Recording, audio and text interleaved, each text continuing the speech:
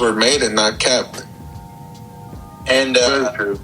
and DC's releasing Wonder Woman during the pandemic, and Disney really not so much for Marvel. So it's like they're promising those shows, like Diego was saying, and still they're kind of slacking on it. I guess they're really trying to do good. Hopefully they can increase the cinematography with all the time and all that. Even they got a lot of money, so I mean, now that they said they're going to create those LED board studios, right? Yeah. So I mean, like how the Mandalorian was using, right? Yeah. So I mean, like, there's no excuse for them not to make proper, really good cinematography shows, you know? Yeah.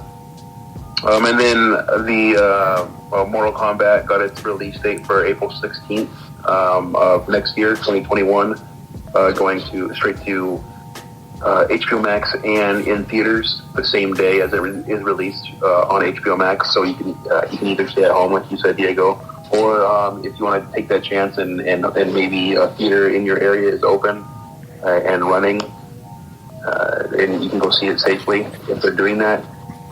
Who knows? But I'm excited for the new Mortal Kombat, and we got the logo that they dropped last week was definitely sick. Like Wes said, the kind of reimagining of the logo definitely makes it look a lot more fresh and excited for this new film. And that would be it for my news, guys.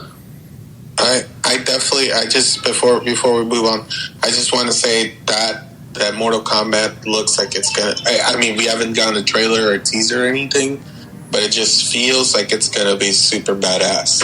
I don't know why. Yeah, I'm excited for that one. All right. I'll take it.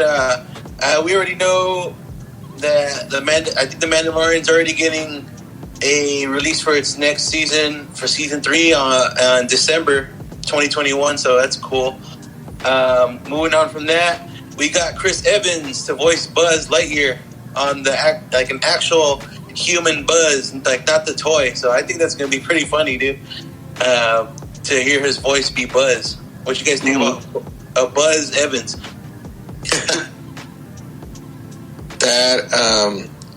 It's gonna be good, dude. I feel like Evans is multifaceted in that area, and I feel like they need a big star for a Lightyear movie. I know they want to use somebody probably younger than Tim Allen. Yeah, for sure. And so this is an action film. A lot of people don't. This is not a Toy Story movie. It's just a Buzz Lightyear movie. Right. Yeah. It's his origins, if I'm not mistaken, right? Yeah, because I think in the movie they say that Buzz is like a big movie release or something in that universe or stuff like that. Yeah, in the first one, I know the first one they talk about I think they talk about a movie. Like he's bigger than just a toy, right? Like that's why they make the figures after him, probably. Yeah. Moving on, we got Chris Pine has been cast to lead in a D&D like type movie, Dungeons and Dragons type movie. I don't know, man. It sounds interesting. I mean, I know they did a Dungeons and Dragons movie like years ago, right? Like in the 80s or something. Yeah. It wasn't the 80s. It was like it's like the 90s, right? Yeah, like 98, 2000. Marlon Wayans was in it. Yep. Yeah. Oh man, it's not. Yeah, it's not a good movie. It's not a good movie. Do you guys think this one's gonna be like even? It should definitely be better. What you guys think about a new Dungeons and Dragons coming out? Are you guys ever? I'm not familiar with the game. I have a couple of buddies who play it regularly, like on a weekly basis with other people. But I have no idea. Aside from what I saw on Stranger Things, that's pretty much all I know. That's pretty much all I know. That was my introduction to Dungeons and Dragons. I have no further in-depth look into it. Dungeons and Dragons just looks like you're making up shit as you go. I don't know, like I don't really know how to play that shit either. But yeah, we might be offending some D&D fans if we have any listeners. Sorry, sorry. We're not. I mean, more power to you if you play it, but I just never got into that realm of gaming or board gaming. I don't know what it's called, but yeah, fantasy role playing stuff. RPG. Yeah. So that's it for my news. I guess we'll pass it to Diego now.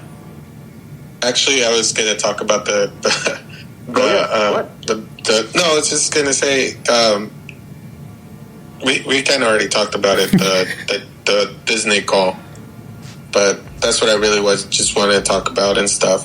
But yeah, I'll move it on to explain a little bit of what that was, if some people don't know what that is. So what happens is that every company has to have investor calls with Disney has a bunch of millionaire investors, right, in a company. So you kind of have to tell them what what's going on, what's happening, what the company is planning for the future. So it's basically just reassuring your investment is being spent in this way. So what happens is that they'll, like with a movie company, especially Disney, they can't hold the investor meetings like they used to do, where they would have them in a big hall and have all these people come in and stuff and just check it out. And the pandemic just kind of had to rearrange that. But that's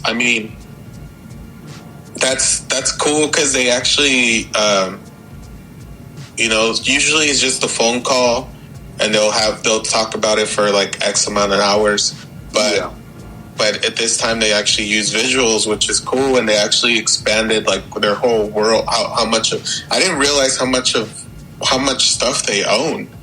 That was really surprising to me, especially like a company like Stars, like that they started, or I think they bought, but where it's expanded to different countries, like I think this year they expanded Disney Plus to Mexico and like Latin America and stuff like that, Japan and everything. So it's kind of interesting. It's kind of interesting, and it's also kind of scary how much media control they have, in the world. And but yeah, like I said, like it's like everything. Like they have to answer to people. They have to answer to the investors, whoever's in charge of that. So for people that were wondering why an investor call is so important, is just to make sure that your investment is being well spent. So in case you trade in the stock market, you could either sell it or buy it or whatever. So but definitely they made a lot of things. A lot of things look good, but like I said, it's like I take it at face value until I see the finished products. That's the thing I just wanted to like really say and get off my chest. I think that I just talked to my roommate about it on our way to Big Bear. That I really love the fact that they're putting on a lot of emphasis on bringing in the Fantastic Four along, bringing in these like heroes that people may not know. So I'm excited for that, but I'm also not excited because sometimes Disney tends to put their foot in their mouth. Hence Mulan. Sometimes they fall short. Yeah, and hence Mulan. Like they want. I know they want to produce a Hocus Pocus 3, or they want to do like a Hocus Pocus 2. 3. The fuck, I'm thinking ahead. Wow, they skipped 2. And I know they want to do a Lion King 2, but that's the thing about I think I said it last week about John being in charge of the Star Wars thing, where it's so amazing watching this guy work because of like the way if you watch The Mandalorian from the first season to this season, you really see the transitions that he's made in the stories, and the directors that he handpicked, to be in that story. like he picked up Marvel and now he picked up on Star Wars. Like, you noticed that? Like, he just jumped a ship real quick. Yeah, and they definitely benefit from that because he knows how to tell a story, and you could tell like the way he directs and the way he picks people. He is an amazing artist, and I will fully support him in wherever he goes. But that's why I think he is revitalizing the Star Wars franchise by himself, basically. Yeah. You know, so I am excited to see what they do with the Star Wars, because like Marvel, I feel Marvel is kind of lackluster at times, but because of they lost steam with at the end of Endgame, you know. So I mean, that's what I said. That's what I think we've all said it. It has to be either X-Men or the Fantastic Four to revitalize, you know, the Marvel universe. If not, DC's is going to catch up, and they're going to make a play on everything, you know. And that's what DC kind of did. DC's kind of doing their own thing, and they're revitalizing their brand. And so I mean, that's why I said I'm excited for what Star Wars is making. I'm not excited for what Marvel is doing. I'm more excited about what Star Wars is going to be in the next 5 years, you know? Right. So that's the only thing I want to get off my chest, because I really think Disney painted a very beautiful picture for people, and they get really confused as to how they deliver stuff, you know? Mm-hmm. So that's the only thing I want to say. I'll give it to Wesley so we can send it on home. That's cool. I have a few pieces for you guys this week. I'm surprised nobody brought this up yet, but R.I.P. to Big Debo himself. Tiny Lister passed away recently. Sad news. So R.I.P. to him. Director outfit Radio Silence of Ready or Not recently said Scream 5 was hugely influenced by the works of Jordan Peele. Oh, wow. Okay. Yeah, that's definitely makes me even more excited. That's intriguing. Damn. So this might be like the eeriest Scream yet, dude. Yep. For sure. And then piggybacking off of that Scream 5 news, Scream 2 just celebrated its 23 years in existence. Wow, that's crazy. Insane. Scream 2, one of, in my humble opinion, I think Scream 2 is one of the very best sequels ever to be made. So if you haven't watched it recently, check it out again. Holds up real well. Oh, yeah. In some darker news, and I'm sure Diego is kind of disappointed about this, but I'm going to address the elephant in the room and talk about Shia LaBeouf getting accused of abuse by not one but two celebrities now. Yes. Yeah. He's lost his full card. Oh man, that's not funny, but it's kind of funny. But yeah, what the fuck, Shia? What's going on out there, man?